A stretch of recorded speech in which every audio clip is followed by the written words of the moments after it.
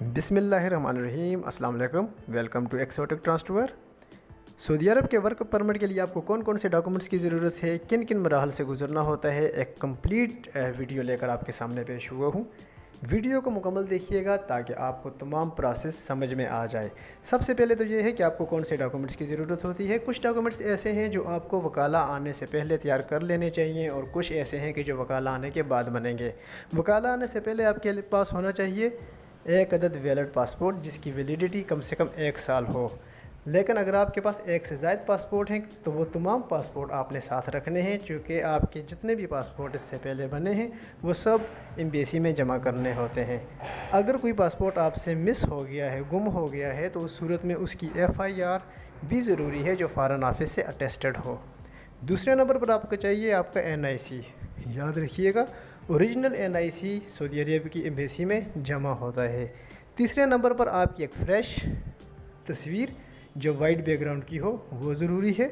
उसके बाद चौथे नंबर पर आपकी FRC फैमिली रजिस्ट्रेशन सर्टिफिकेट जो कि नादरा के ऑफिस से बनता है। अगर आप मैरिड हैं तो फिर आपकी अपनी और आपकी बीवी बच्चों की FRC जमा करानी होती है। लेकिन अगर आप अनमेरिड हैं तो आपके वालिद की FRC जिसमें आपके वालिदैन और बहन भाई और आप सब शामिल होते हैं, ये ज़रूरी होती है। उसके बाद आपकी PCC पुलिस क्लियरेंस सर्टिफिकेट या पुलिस करैक्टर सर्टिफिकेट ज़रूरी है। अगर आपका ताल्लुक KPK से है तो आपका पुलिस क्लियरेंस सर्टिफिकेट जो है वो फ़ॉरेन ऑफिस से अटेस्ट होना चाहिए।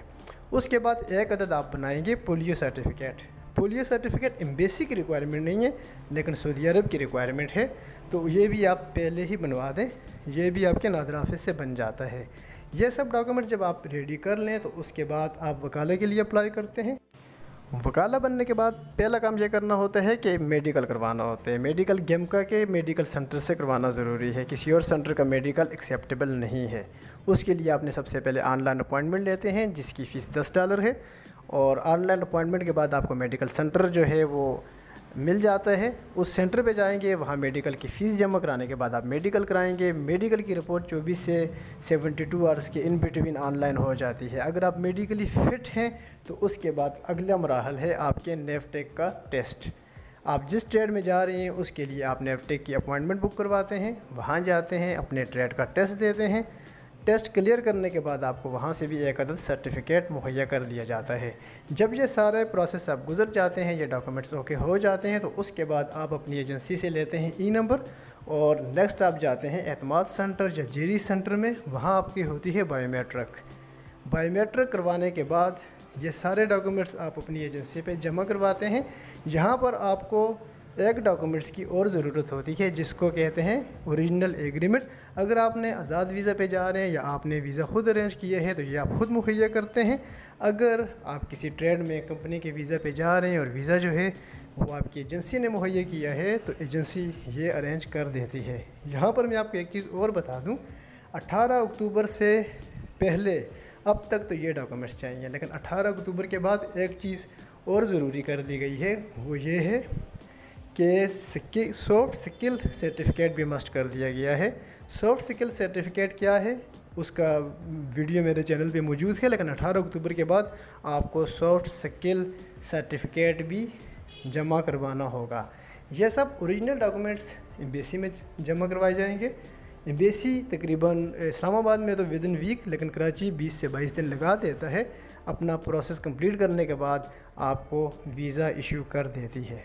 जब आपका वीज़ा इशू हो जाते हैं तो यहाँ पर पहली चीज़ आपको यह चाहिए होती है कि आपका एक अदद बैंक अकाउंट होना चाहिए। बैंक डिटेल मस्ट हैं आपके प्रोटेक्टर के लिए, और ऐसे ही सॉफ्ट स्किल सर्टिफिकेट भी मस्ट है आपके इसके लिए, प्रोटेक्टर के लिए।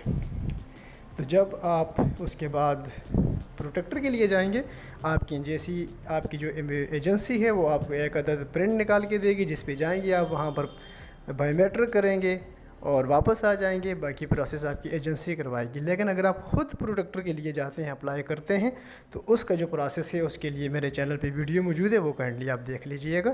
प्रोटेक्टर बनने के बाद फिर आपका फ़ाइनल जो है वो टिकट है।